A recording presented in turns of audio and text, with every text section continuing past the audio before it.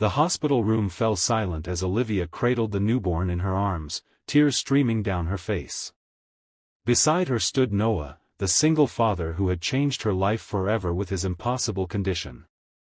"I never thought I'd say this," he whispered, his voice breaking with emotion, "but thank you for giving me a family when I thought I'd lost everything." As their eyes met over their daughter's sleeping face, Olivia realized that what had begun as a desperate business arrangement had blossomed into the greatest love story she never expected to live. If you're enjoying this emotional journey, please hit that like button and subscribe to our channel for more heart-touching stories that will keep you coming back for more. Your support means everything to us. 1 year earlier, Olivia Morgan strode through the gleaming headquarters of Morgan Industries, her stiletto heels clicking authoritatively against the marble floor. At 36, she had accomplished what few women in corporate America had, building a tech empire valued at billions and earning her place among the most powerful CEOs in the country. Her sleek black hair was pulled into a tight bun, her tailored suit a armor of success. "The board is waiting, Ms. Morgan," her assistant said, hurrying alongside her with a tablet full of quarterly reports. Olivia nodded curtly. These quarterly meetings had once been her moment of triumph, a chance to showcase her brilliance and vision. Today, however, dread pooled in her stomach. For the first time in her career, the numbers weren't in her favor. She pushed open the boardroom doors with practiced confidence, her expression revealing nothing of the turmoil within. 12 men and 2 women sat around the massive table, their faces a mixture of concern and anticipation. "Good morning," Olivia began, her voice steady. "Before we review the quarterly reports, I have an announcement." The room fell silent, all eyes fixed on her. "As you know, my grandfather founded this company 50 years ago. What you don't know is that his will, which was recently fully executed, contained an unusual stipulation." She paused, the words sticking in her throat. "To maintain controlling interest in Morgan Industries, I must produce an heir within the next 12 months. Murmurs erupted around the table. Harold Jenkins, her most vocal opponent on the board, didn't bother to hide his smirk. "And if you don't? Then my controlling shares transfer to my cousin, Robert, who, as you all know, has been trying to sell the company to our competitors for years." The implications were clear. Under Robert's control, Morgan Industries would be dismantled, its innovative technologies sold to the highest bidders, its 5,000 employees scattered to the winds. "Your personal life is your own, Olivia," said Diana Chen, one of the few board members Olivia considered an ally. "But the company's stability affects us all. What's your plan?" It was the question Olivia had been dreading. At 36, she had prioritized her career over relationships. There was no partner in the picture, no prospect of a traditional family on the horizon. "I'm exploring all options," she said vaguely. "Now, shall we turn to the quarterly reports?" The meeting proceeded, but Olivia could feel the shift in the room, the subtle recalculation of allegiances, the mental preparation for a change in leadership. By the time she returned to her office, her assistant had already fielded 3 calls from board members requesting private meetings. Olivia closed her office door and leaned against it, allowing herself a rare moment of vulnerability. The empire she had built, the legacy she had expanded, all of it hanging by the thread of an archaic condition set by a man who valued bloodlines above all else. Her phone buzzed with a text from her best friend, Zoe. "How did it go? Drinks tonight?" Olivia sighed and typed back, "Worse than expected. Definitely need drinks." That evening, in a quiet corner of an upscale bar, Olivia nursed a martini while Zoe listened to her predicament. "This is insane," Zoe declared after Olivia finished explaining. "It's 2026. How is this even legally enforceable? The company bylaws were written by my grandfather, and I never changed them," Olivia admitted. "I never thought it would matter." "So what are you going to do? Sperm donor? Dating app marathon?" Olivia grimaced.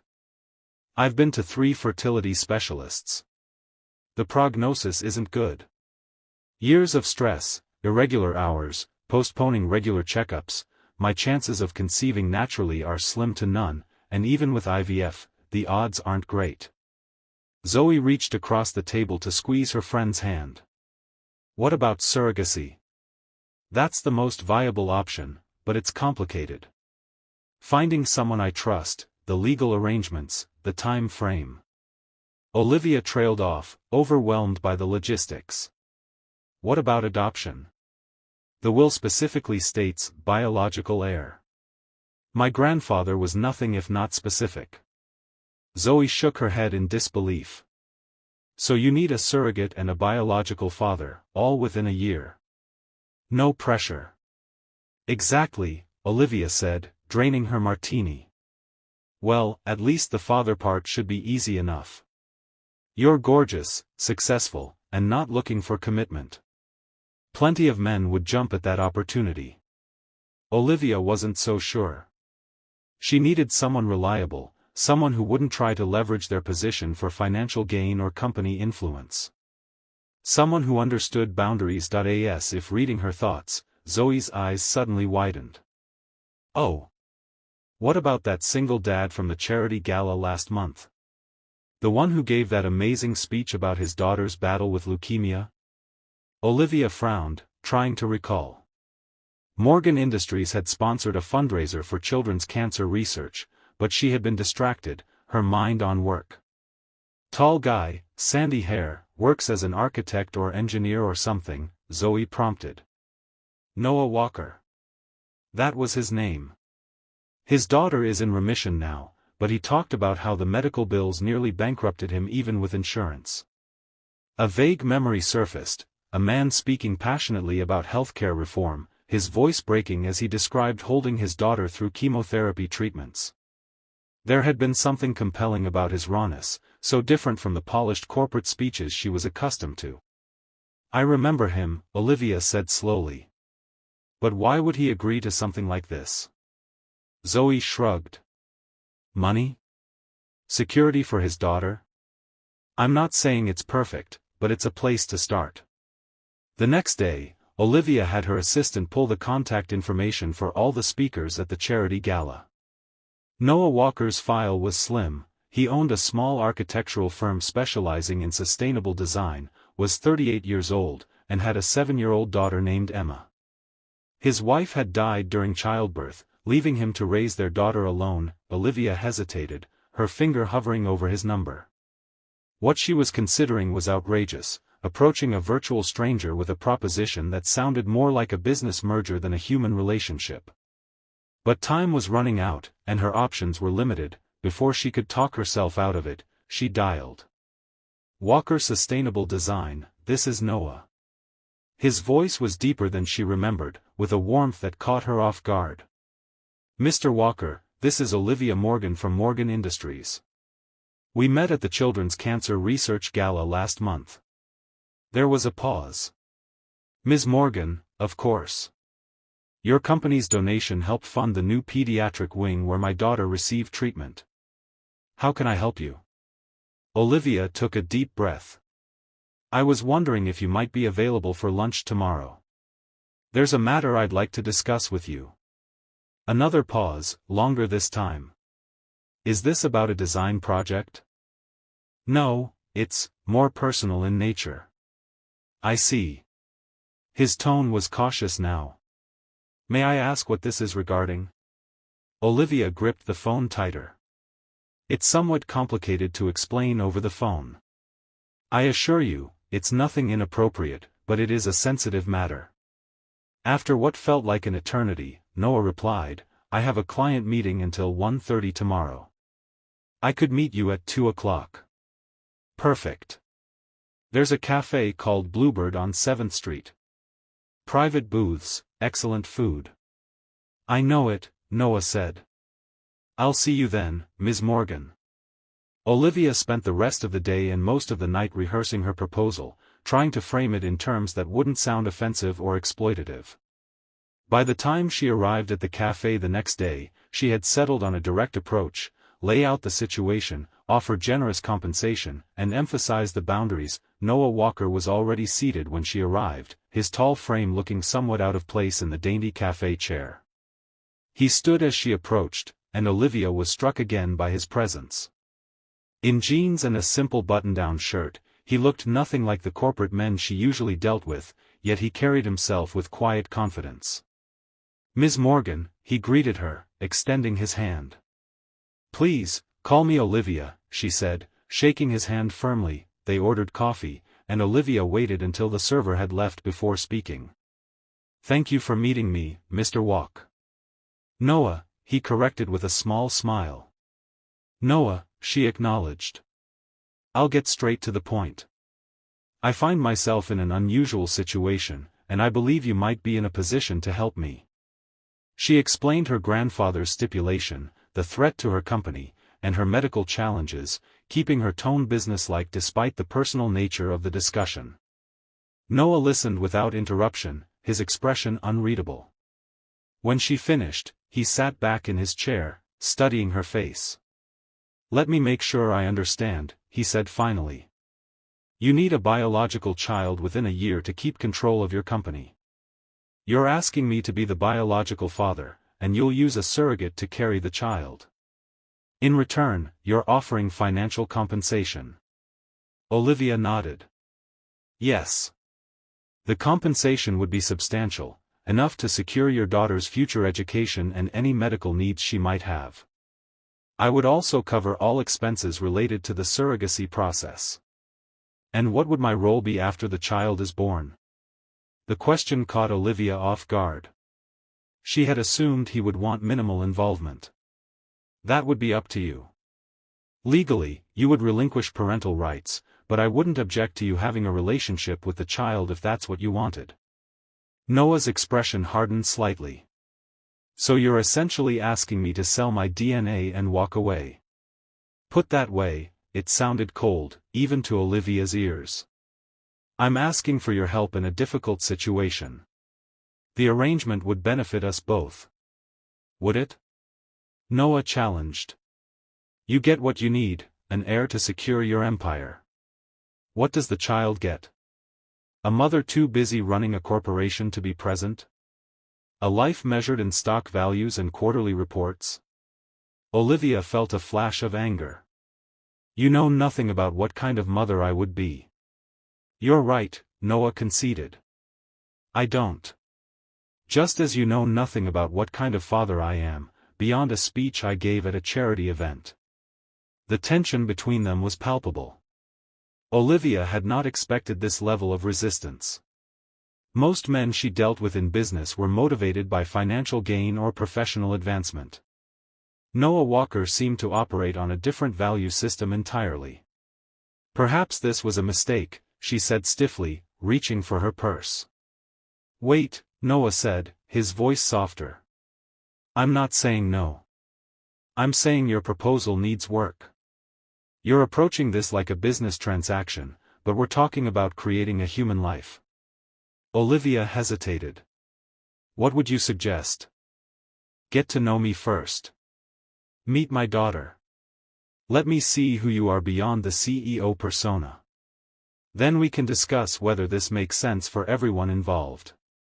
It was not the response Olivia had anticipated, but she recognized the wisdom in his approach. A child deserved more consideration than a corporate merger. "All right," she agreed. "Where do we start?"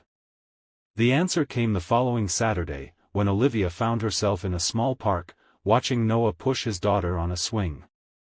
Emma Walker was small for her age, her frame still recovering from the ravages of leukemia treatments, but her laughter was robust and infectious as she demanded to go, "Higher, Daddy, higher."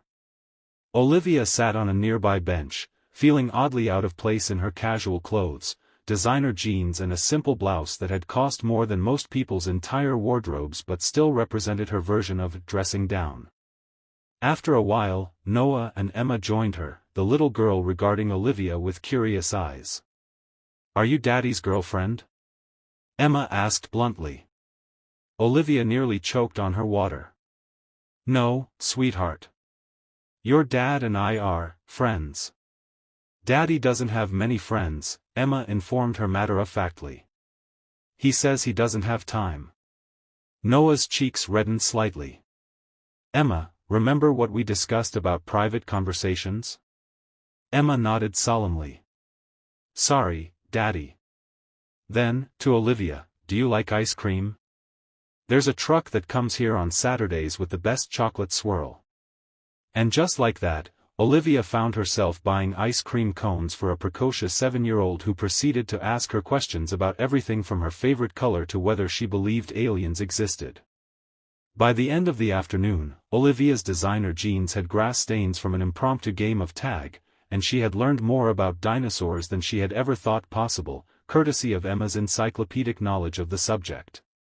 As they walked Emma back to the car, the little girl skipping ahead, Noah glanced at Olivia. So, what do you think of my daughter? She's remarkable, Olivia said honestly. Smart, funny, resilient. You've done an amazing job with her. Noah's expression softened. She's my whole world. After her mother died, and then the cancer diagnosis, there were days I thought I couldn't go on. But Emma never lost her spirit, even on the worst days of treatment. Olivia felt a pang of something unfamiliar, admiration mixed with a strange longing. How do you balance it all? Your work, being a single parent, her medical needs? Not always gracefully, Noah admitted with a rueful smile. There have been plenty of cereal for dinner nights and last-minute project extensions. But you make it work for the people you love. The concept was foreign to Olivia, whose life had always been meticulously scheduled and controlled. Love had never been a factor in her decision-making process. Your turn next weekend, Noah said as they reached his car. Show us something from your world. Olivia blinked. My world isn't exactly child-friendly. You might be surprised what Emma can handle. Besides, if we're considering creating a child who would be part of that world, we should see what we're getting into. The logic was sound, if uncomfortable. Olivia nodded. Next Saturday, then. The following weekend, Olivia found herself giving a private tour of Morgan Industries' innovation lab to an awestruck Emma and an observant Noah. The lab was usually off-limits to visitors, but as CEO, Olivia had the authority to make exceptions. Emma's eyes widened as she took in the robotics prototypes, the holographic displays, and the various experiments in progress. This is like a science fiction movie, she exclaimed. Olivia couldn't help but smile at the child's enthusiasm. Would you like to see something really special? She asked, leading them to a secure room at the back of the lab. Inside, a team of engineers was working on the company's most ambitious project yet, an artificial intelligence system designed to revolutionize healthcare diagnostics. This is Aria, Olivia explained, gesturing to the complex array of servers and interfaces. She can analyze medical data thousands of times faster than human doctors and identify patterns they might miss. Once she's fully operational, she could help diagnose diseases like cancer much earlier, when they're more treatable. Noah looked impressed despite himself. This could save countless lives. That's the goal, Olivia said. My grandfather started this company making simple medical devices. This is the natural evolution of his vision, using technology to improve and save lives. Is this why you fight so hard to keep control? Noah asked quietly, while Emma was distracted by an engineer showing her how the interface worked. Olivia nodded. My cousin would sell this technology to the highest bidder. It would become a luxury for the wealthy instead of a tool for everyone. For the first time, Noah seemed to truly understand what was at stake, not just Olivia's personal empire, but a vision that could change the world. After the tour, they had lunch in Olivia's private dining room, where Emma peppered her with questions about how she became a CEO and whether girls could be engineers. Girls can be anything they want to be, Olivia told her firmly. Some of my best engineers are women. Even if they've been sick? Emma asked, her voice smaller. Olivia felt her heart constrict. Especially then. Being sick teaches you to be strong. As weeks turned into months, Olivia found herself drawn deeper into Noah and Emma's world. Sunday picnics, weeknight homework sessions, and impromptu movie nights became the highlights of her once work-dominated life. You've changed, Noah observed one evening as they watched Emma sleeping peacefully on the couch, her head resting on Olivia's lap. "Is that a good thing?" Olivia asked, gently stroking Emma's hair. "I think you know the answer," he replied, his eyes holding hers with an intensity that made her heart race. The business arrangement they'd initially discussed had evolved into something neither had anticipated. Olivia found herself caring less about the company deadline and more about the moments she shared with Noah and Emma. For the first time in her life, she understood what it meant to put someone else's happiness before her own ambition. When Emma's cancer showed signs of returning, Olivia didn't hesitate. She redirected Aria's development team to focus exclusively on Emma's case, using the AI's pattern recognition to identify a treatment protocol that conventional medicine had overlooked. "You didn't have to do this," Noah said, his voice breaking as they stood outside Emma's hospital room, watching as the new treatment was administered. "Yes, I did," Olivia replied simply. "She's family now." The word hung between them, loaded with meaning neither was ready to fully acknowledge.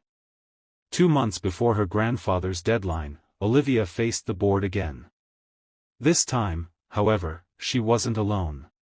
Noah stood beside her, his hand steady on her back. "I've called this meeting to announce some changes," Olivia began, her voice confident. "First, I will be restructuring the company bylaws to eliminate outdated succession requirements." Harold Jenkins leaned forward. "You can't do that without majority shareholder approval." "Yes, I'm aware," Olivia interrupted. "Which brings me to my second announcement." She took a deep breath. "Noah Walker and I were married last weekend in a private ceremony." Gasps echoed around the table. "As my husband, Noah now shares my voting rights. Together, we have the authority to amend the bylaws." Diana Chen was the first to recover. "Congratulations, Olivia. And welcome to the family, Mr. Walker." "There's one more thing," Noah added, squeezing Olivia's hand. "We're expecting a child, not because of some archaic requirement, but because we want to build a family together." Later that night, as they tucked Emma into bed in their new home, the little girl looked up at them with serious eyes. "Does this mean I'm going to be a big sister for real?" "Yes, sweetheart," Noah confirmed, kissing her forehead. "And we'll always be a family," Olivia promised, her hand resting protectively over her still flat stomach. "Some families are born, and some are chosen. We're the luckiest kind, we're both."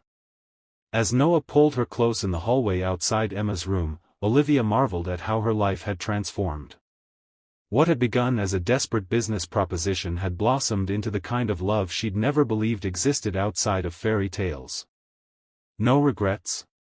Noah whispered against her hair. Olivia smiled, thinking of the empire she'd been so desperate to save, now merely one part of a much richer life. "Only that I didn't meet you sooner." 6 months later, as Olivia cradled their newborn daughter in the hospital room, with Emma perched excitedly on the edge of the bed, she knew with absolute certainty that she hadn't lost an empire, she had gained a kingdom of the heart, more precious than any business could ever be. The end.